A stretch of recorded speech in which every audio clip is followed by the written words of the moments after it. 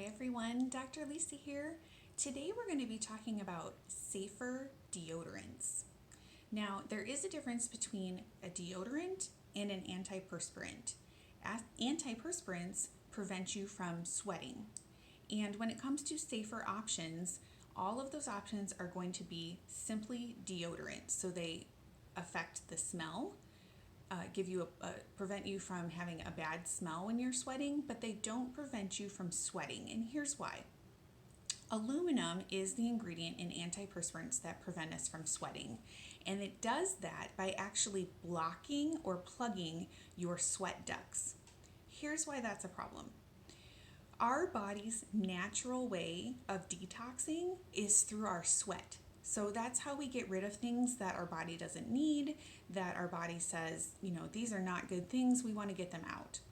So if we're preventing our body from doing that by using an aluminum product and plugging those sweat ducts, then our body actually reabsorbs those toxins, which is not something that we want, right? We want our body to be able to do its natural process and do what it was made to do. So we want to stay away from aluminum-based products. So none of the options that I'm going to be sharing with you today for safer deodorants are going to include aluminum, and they are not going to prevent you from sweating, but they will prevent you from smelling, which is a good thing. So the other thing with aluminum too, guys, is that it can lead to, there are studies that show that it may be linked to Alzheimer's and cancer. So we want to stay away from that as much as possible. So here are some other things to avoid when we're looking for a safer option for our deodorant. We're going to be talking about the 4 P's and then also fragrance. So the 4 P's, the first one up is parabens. Parabens are a preservative that are put in our personal care products to help prevent the growth of mold and bacteria. But here's the thing. There are other preservatives available that are not endocrine disruptors like parabens are. So endocrine or hormone disruptors mimic or act like estrogen in our body, and too much estrogen is not a good thing. So we want to stay away from parabens. That's the first P. The second P, although it doesn't sound like a P, is phthalates, but it's actually spelled PHTHALATES.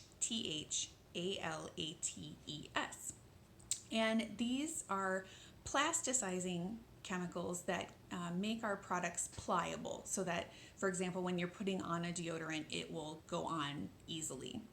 These are also hormone disruptors, just like parabens, and so we want to stay away from those. So we want our body's hormones to work the way that they're naturally supposed to and not have any outside influences affecting them. Phthalates in particular are linked to asthma and birth defects. The third P is polyethylene glycol, or in an ingredient list on your products, you'll often see it labeled as PEG. This is a thickener so that your products are not super watery and they go on well. Unfortunately, though, they are often contaminated with carcinogens or cancer-causing agents. The fourth P we want to stay away from is propylene glycol, and it is something that we add to products to give it a firm texture, but it's derived from natural gas and petroleum, and it can irritate skin. Okay, so those are the 4 P's we want to stay away from, and then we also want to stay away from fragrance. As we've learned before, fragrance can be one of those things that personal care product companies use to hide certain ingredients because they don't have to disclose what they put into their fragrance. It's considered a trade secret, and therefore they don't have to tell us what's in it. Well, unfortunately, when they do that, because they don't have to tell us what's in it, they can put some things in there that are not good for us.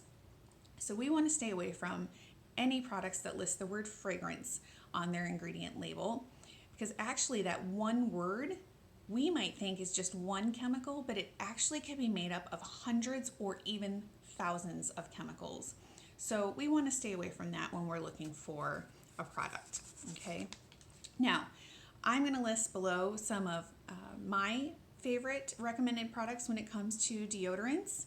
And if you have a safer deodorant option that you love and enjoy that works well for you, we'd love to hear about it. So share it with us in the comments.